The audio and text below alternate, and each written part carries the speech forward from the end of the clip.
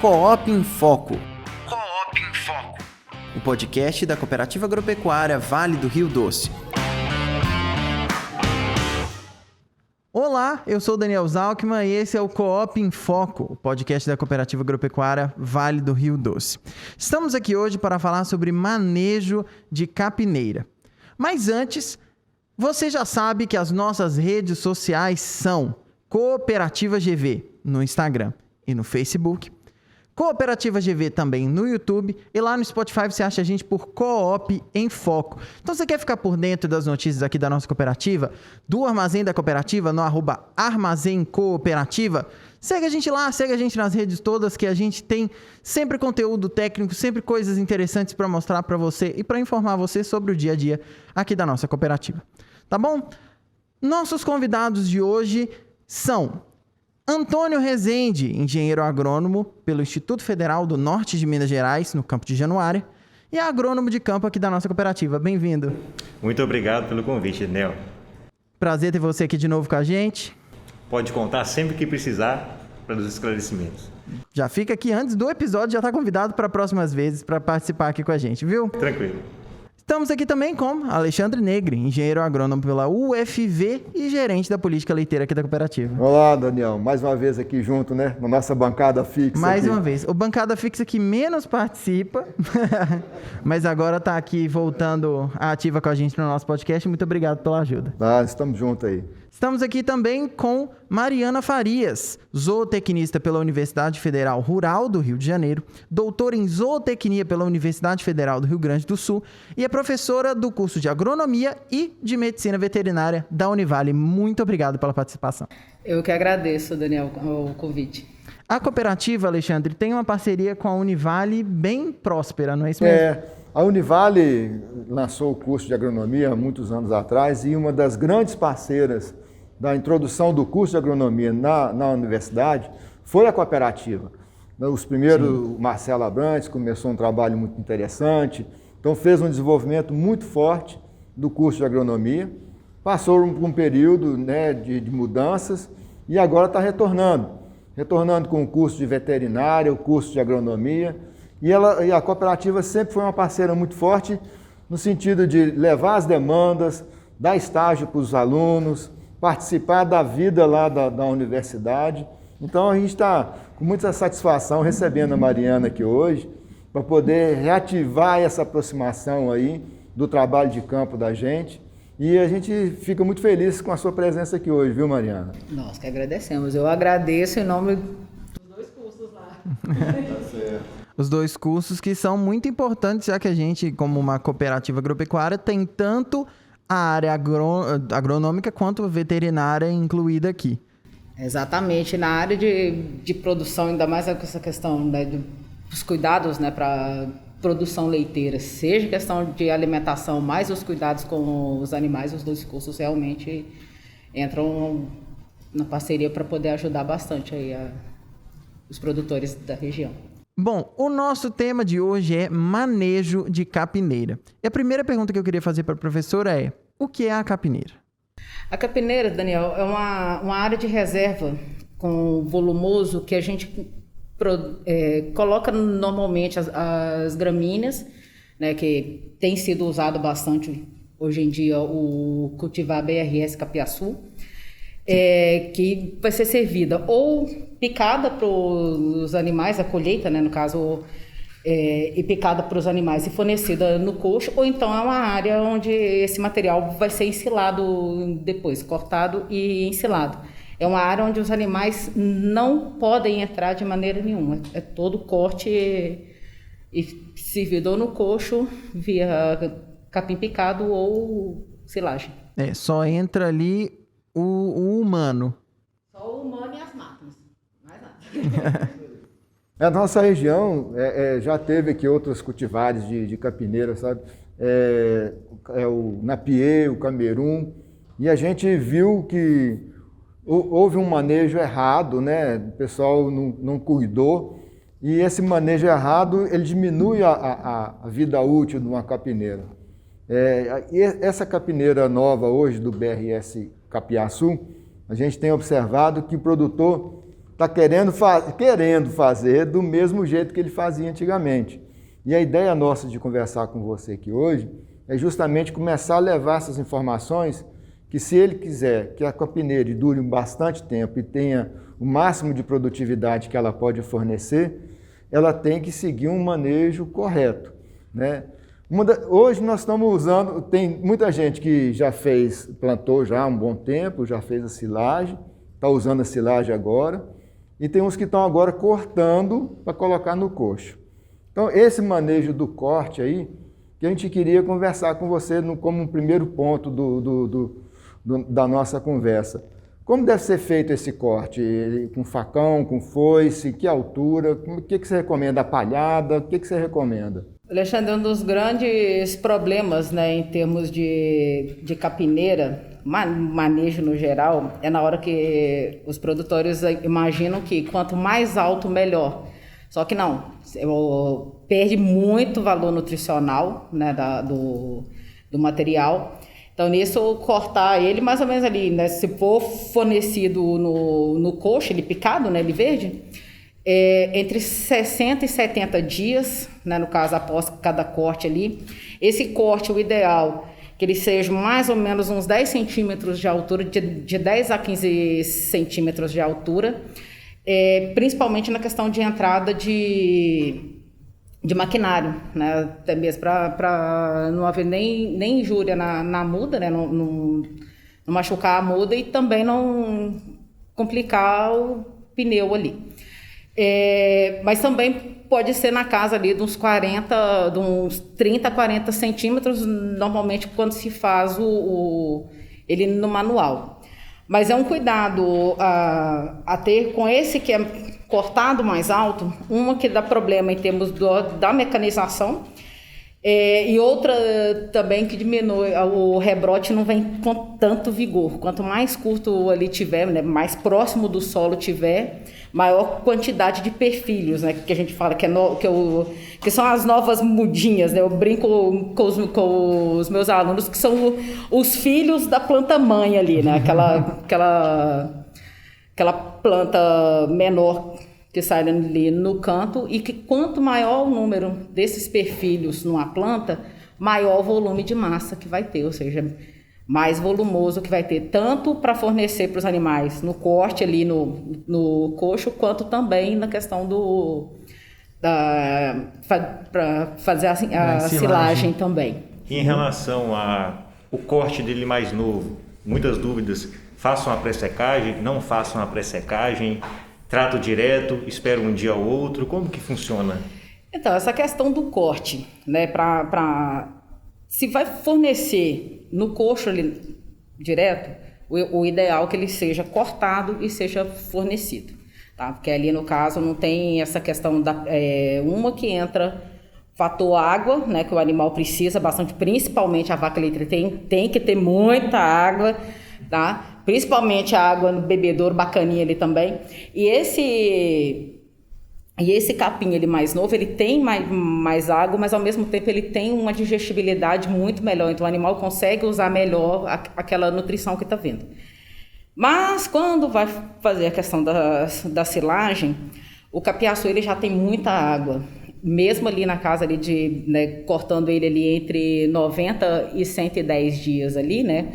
O ideal mesmo, 90 a 100. O 110 você já passou bastante, tá? Já é a margem de risco já.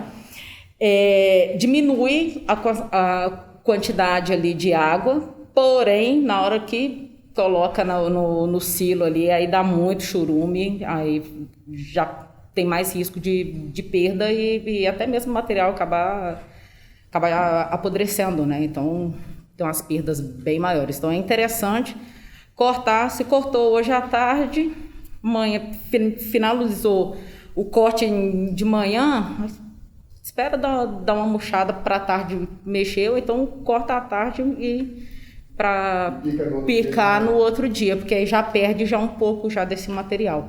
Aí já é menos risco ali. E acaba tendo maior volume em termos de matéria seca, né? Que é o que o animal precisa, né? A gente vê nessa época, muita palha seca junto da planta, né? Principalmente quando passa um pouco desse ponto aí. E aí, quando passa um pouco do ponto, são duas questões que a gente é muito demandado no campo. Ele corta aquela parte que já passou do ponto e dá só a parte melhor, ou ele pode misturar tudo. E outra questão junto com essa, aquela palha seca, ele deixa lá na capineira, ele desfolha ali e deixa na capineira, ou ele tem que retirar, ele tem que aproveitar essa palha de alguma outra maneira? Alexandre, primeira coisa, não deixa passar não.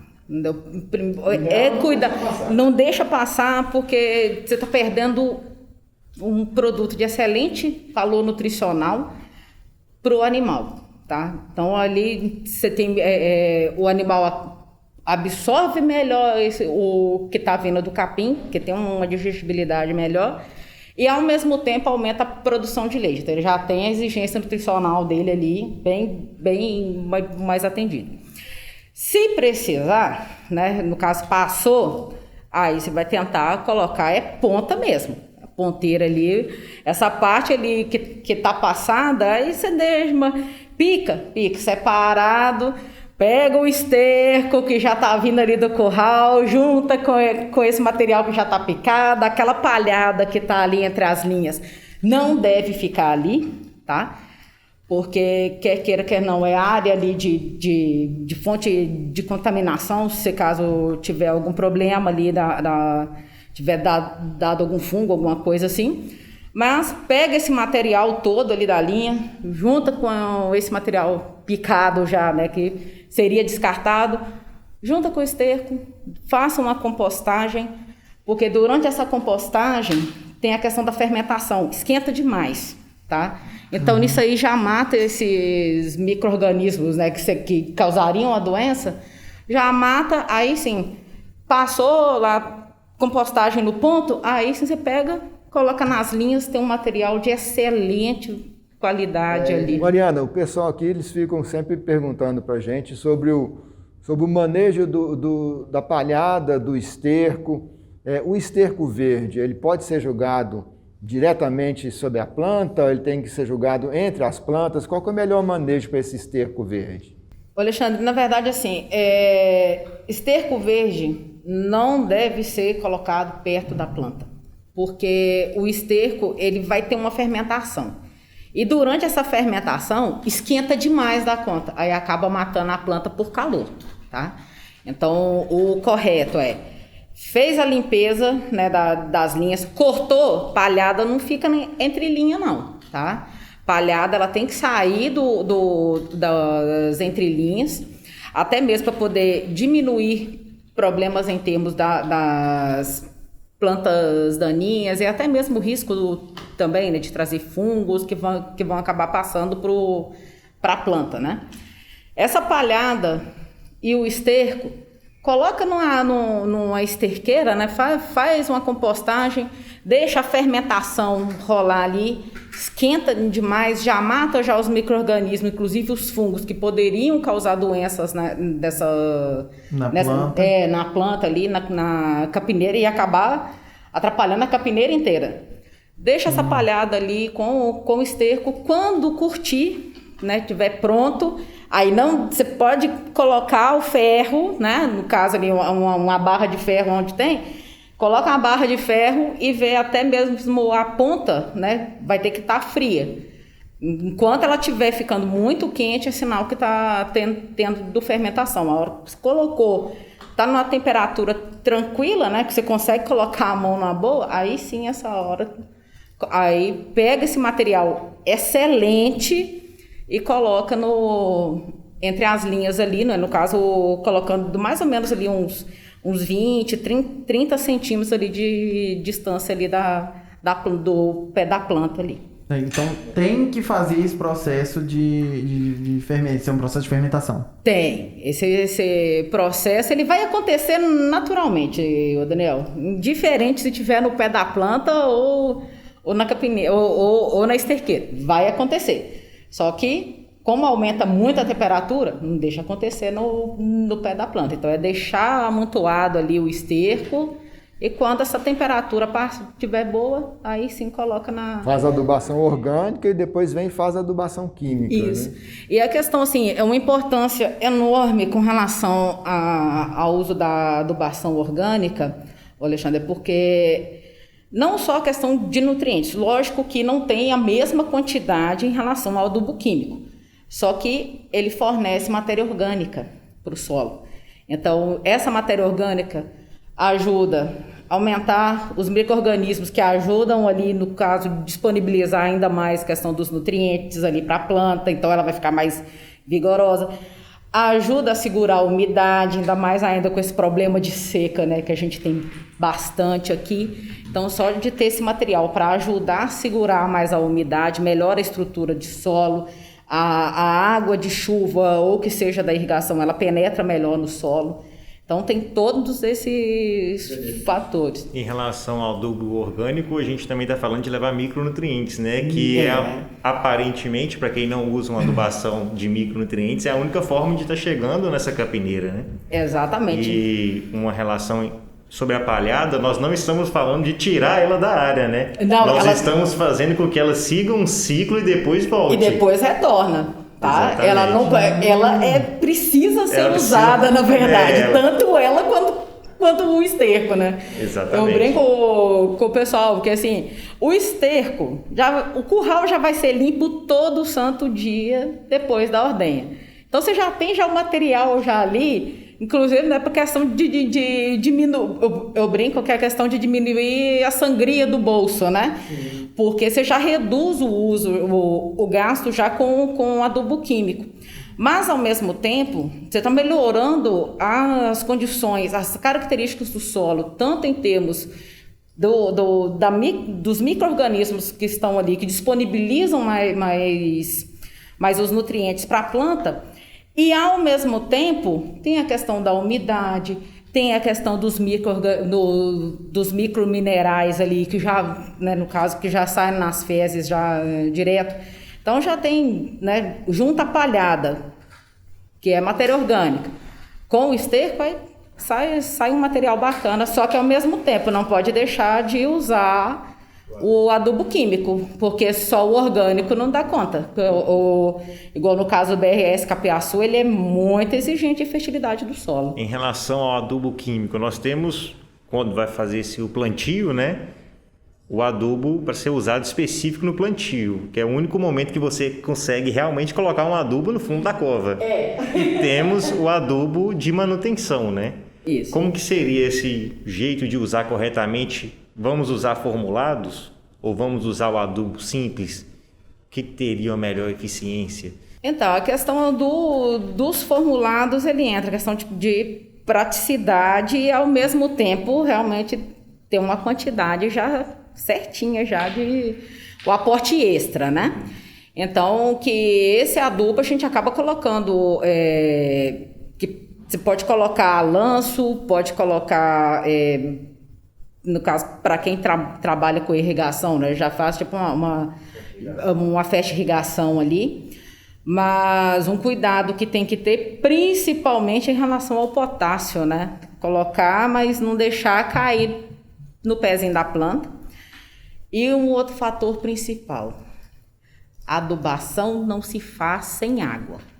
Então, vai fazer adubação ou espera, né, iniciar a chuva, porque o solo tem que estar molhado, porque senão perde bastante, né? E, ao mesmo tempo, entra essa questão ou então quem tem irrigação, entrar com a irrigação. Assim, o solo tem que estar úmido. Senão não tem absorção do adubo na terra? Uma entra essa questão da absorção, mas ao mesmo tempo ela tem que dissolver e entrar. No caso de adubo nitrogenado, principalmente a ureia, se não tem água, ela se perde no ar, mas não entra no solo. Caramba! Então, nisso você já perdeu dinheiro de novo.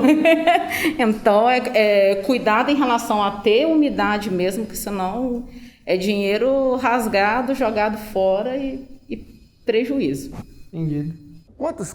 Todo ano tem que fazer a coleta de amostra para poder fazer essas recomendações de adubação?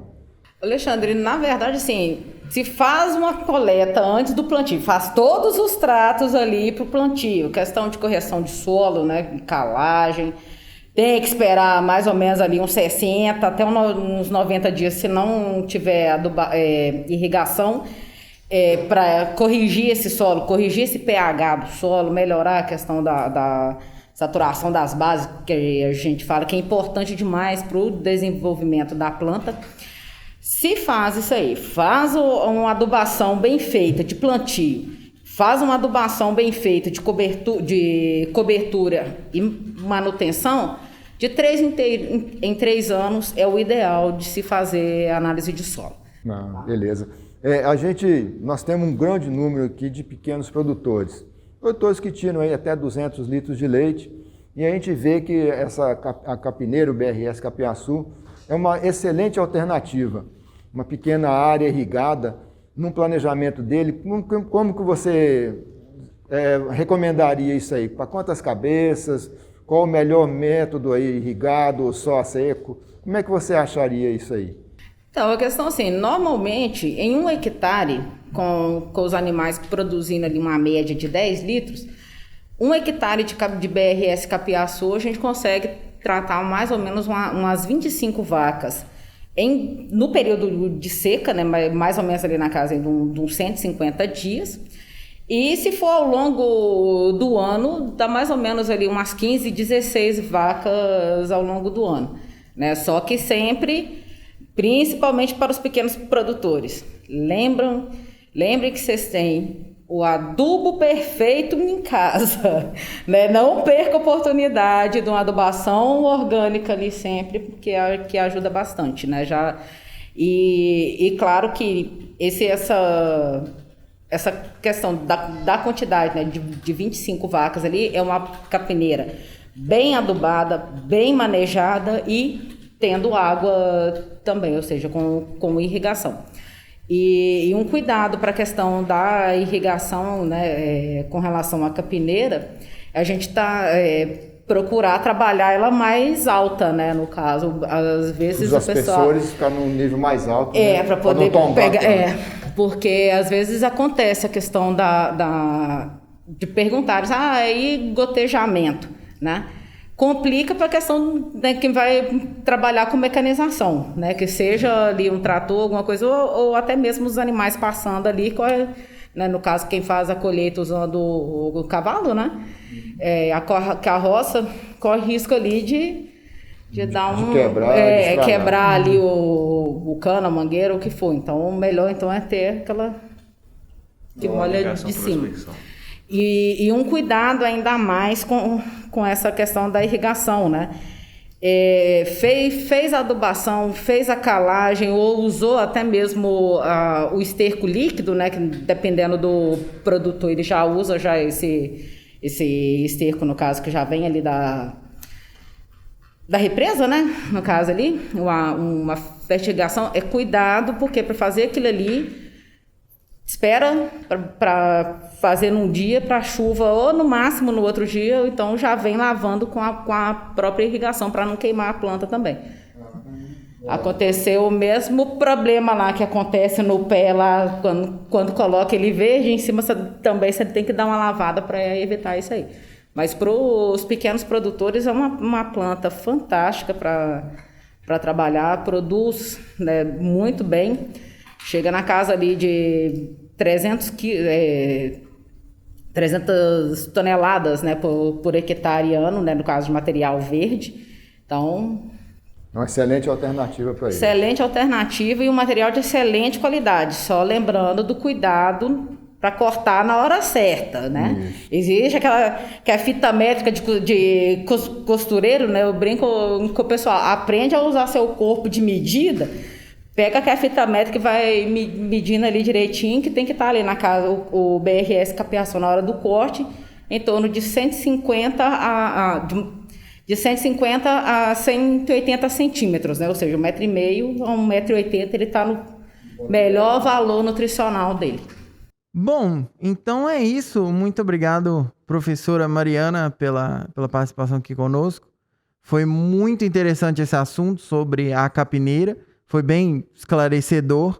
Eu queria agradecer a você, produtor rural, por ter assistido a gente. Agradecer os meninos aqui pela participação. O Antônio e o Alexandre, se quiser deixar algum recado, agora é a hora. Olha, o que eu vou deixar recado para nossos cooperados é vocês têm a mão de obra especializada para todo o planejamento da capineira, da pastagem, do piquete, da irrigação. Então usem essa mão de obra especializada que o retorno, com certeza, ele virá em forma de leite. Mais leite, mais rentabilidade. E além disso que o Antônio falou, é bom enfatizar que no nosso armazém, todos esses insumos necessários para poder fazer um manejo correto, o projeto de irrigação que o Antônio sempre faz aí com muito capricho, não está dando conta da demanda, já tem projeto, já tem agendamento para 30 dias à frente aí, porque os projetos estão sendo muito bem feitos, o pessoal tem gostado demais.